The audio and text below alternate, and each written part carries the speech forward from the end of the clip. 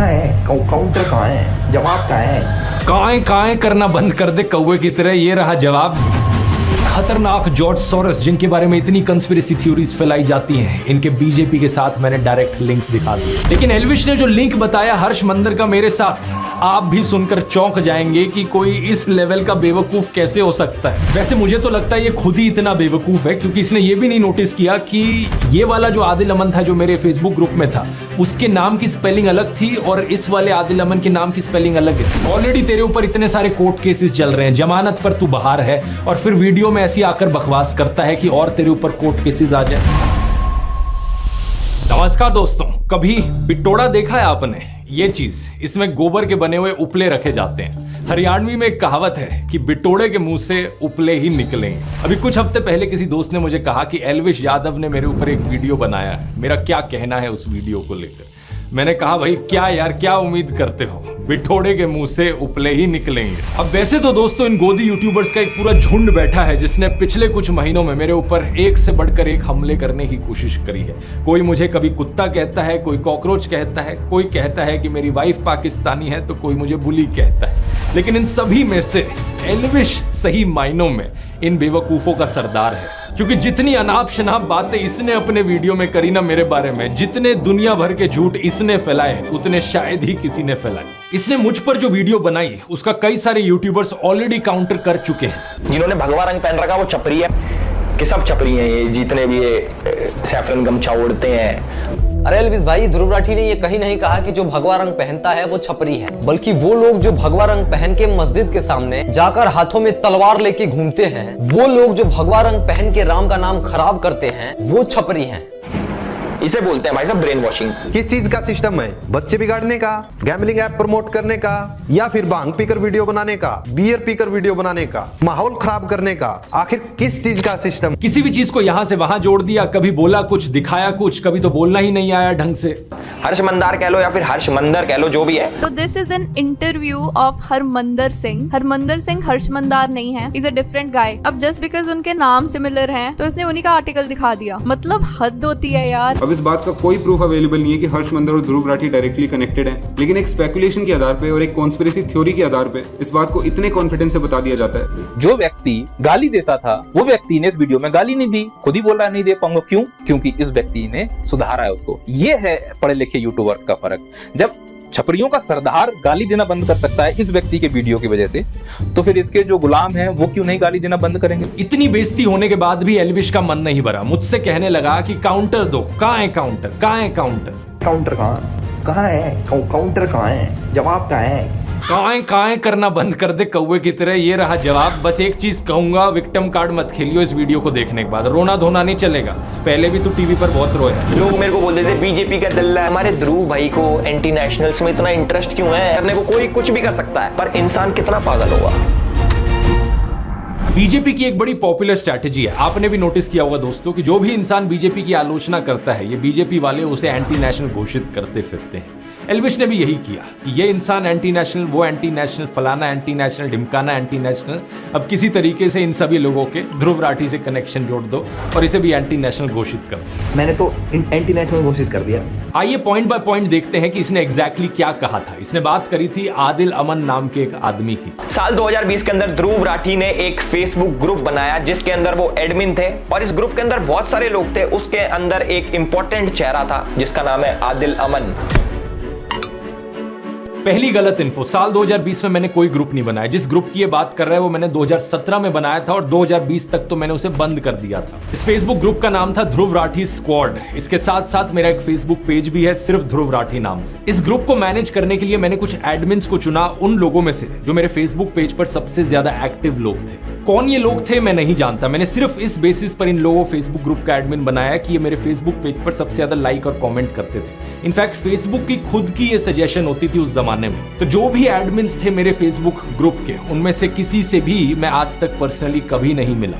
अब हुआ क्या कि इनमें से एक एडमिन आदिल अमन ने एक टाइम पर बड़े ही वायलेंट और एक्सट्रीमिस्ट टाइप के कमेंट्स किए जिन्हें ऑब्वियसली मैं सपोर्ट नहीं करता। बाकी एडमिन्स ने वो कमेंट्स मुझे दिखाए और मैंने फिर इसे एडमिन की पोजीशन से हटा दिया। अब लॉजिकल सी बात है, मैं हमेशा नाथूराम गोडसे वाली ऐसी मानसिकता का विरोध करता हूं, लेकिन बाद में मैंने रियलाइज किया कि अगर इस तरीके से चलता रहा, इस ग्रुप में कोई कुछ भी लिखेगा, ब्लेम वहां मेरे ऊपर आएगा बाद में। इसलिए साल 2020-21 के अराउंड मैंने इस पूरे फेसबुक ग्रुप को ही शट डाउन कर दिया।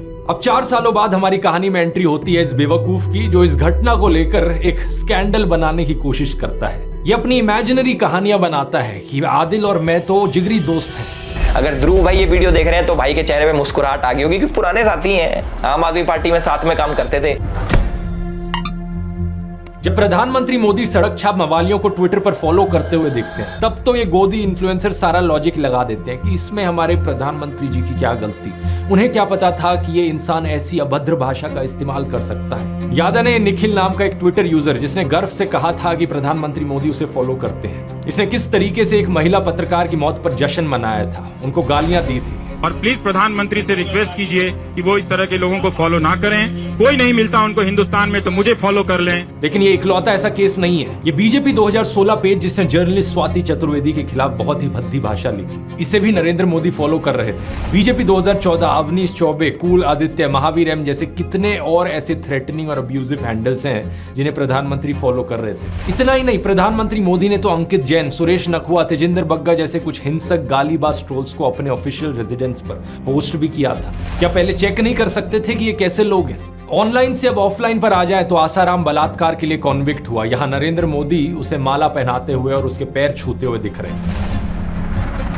जीवन में जब कोई नहीं जानता था, उस समय से बापू के आशीर्वाद मुझे मिलते रहे हैं। इस ट्वीट और इस फेसबुक पोस्ट में प्रधानमंत्री मोदी गुरमीत राम रहीम की प्रशंसा करते हुए दिख रहे हैं। वही गुरमीत राम रहीम जिसे मर्डर और रेप जैसे केसेस में दोषी पाया गया है। इस फोटो में हरियाणा के पूर्व मुख्यमंत्री गुरमीत राम रहीम के साथ बैठे हुए दिख रहे हैं। 2017 के इस न्यूज आर्टिकल को देखिए। मध्य प्रदेश की एंटी टेररिस्ट स्क्वाड ने भोपाल, ग्वालियर, जबलपुर और सतना में 11 लोगों को गिरफ्तार किया। इन पर आरोप था कि ये पाकिस्तान की ISI के लिए जासूसी कर रहे थे। अब आज तक की ये हेडलाइन देखिए। ये जो गले में बीजेपी का पट्टा डाले हुए और टी-शर्ट पर मोदी लिखवाए हुए दिख रहा है, ये है ध्रुव सक्सेना। यहाँ इसकी फोटो देखिए मध्य प्रदेश के पूर्व मुख्यमंत्री शिवराज सिंह चौहान के साथ।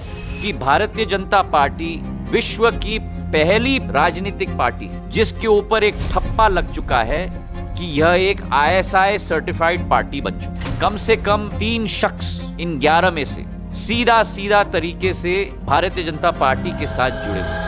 अलेजिड आतंकवादियों के बीजेपी से सिर्फ 1-2 ऐसे कनेक्शन नहीं है, ढेर सारे हैं। 2022 के इस न्यूज आर्टिकल को देखिए। जम्मू के रियासी में पकड़े गए आतंकियों में से एक तालिब हुसैन जम्मू एंड कश्मीर बीजेपी के माइनॉरिटी मोर्चा IT सेल का फॉर्मर चीफ निकला। बीजेपी ने कहा कि यह केवल 18 दिन तक बीजेपी का सदस्य रहा था। नासिर और जुनैद की किलिंग का अक्यूज्ड मोनू मानेसर इस फोटो में अनुराग ठाकुर के साथ, यहाँ लेट अरुण जेटली के साथ और यहाँ होम मिनिस्टर अमित शाह के साथ। इस फोटो में प्रधानमंत्री मोदी पूर्व बीजेपी सांसद प्रज्ञा ठाकुर के साथ दिख रहे हैं, जो 2008 के मालेगांव बॉम्ब ब्लास्ट की एक अक्यूज्ड है। बीजेपी नेताओं की एक्सट्रीमिस्ट टेंडेंसीज में डायरेक्ट इन्वॉल्वमेंट या इनडायरेक्ट एसोसिएशन के ये सब एग्जांपल्स तो बस ट्रेलर हैं। अगर मैं पूरी लिस्ट बनाने लग जाऊं तो यहाँ 3 घंटे की फिल्म बन जाएगी। बाबू बजरंगी का स्टिंग ऑपरेशन, यशवंत शिंदे का एफिडेविट, प्रज्वल रेवन्ना, आशीष मिश्रा, अनुराग ठाकुर, यति नरसिंह सरस्वती, सूरजपाल अमू, सुरेश चव्हाण के लिस्ट चलती ही जाती है। कोई कहता है गोली मारो, कोई लिंचिंग के लिए दोषी पाए गए लोगों को मालाएं पहनाता है, कोई बलात्कारियों को संस्कारी ब्राह्मण बताता है, तो कोई मुसलमानों के खिलाफ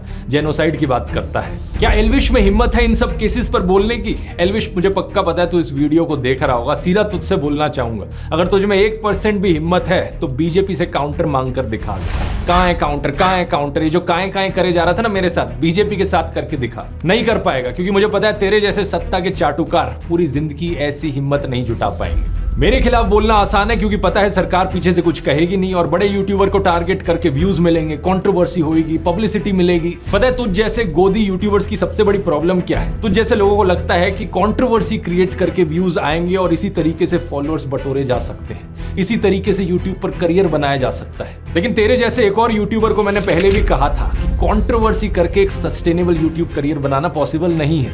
एक लिमिट तक ही लोग इस ड्रामे को बर्दाश्त करेंगे, उसके बाद लोगों को भी पता लग जाएगा तू ये ड्रामा जो करता है, कंट्रोवर्सी जो करता है, सिर्फ व्यूज के लिए करता है, पैसे के लिए करता है। असलियत में यूट्यूब पर अगर एक लॉन्ग टर्म करियर बनाना है तो उसके लिए ऑडियंस को कुछ जेन्युइन वैल्यू देनी पड़ेगी। ये चीज मैंने अपने यूट्यूब ब्लूप्रिंट कोर्स में सिखाई है। अगर तुझे नहीं समझ में आती तो जाकर कोर्स ले ले, तेरे लिए एक स्पेशल डिस्काउंट भी दे देता हूँ। कूपन कोड यूज कर elvish40 40% ऑफ मिलेगा। इस 7.5 घंटे के कोर्स में मैंने सब कुछ सिखाया है कि फिल्मिंग कैसे करनी है, एडिटिंग कैसे करनी है, मोनेटाइजेशन कैसे करी जाती है, इस करियर से पैसे कैसे कमाए जा सकते हैं बिना गैम्बलिंग और बेटिंग की एप्स को प्रमोट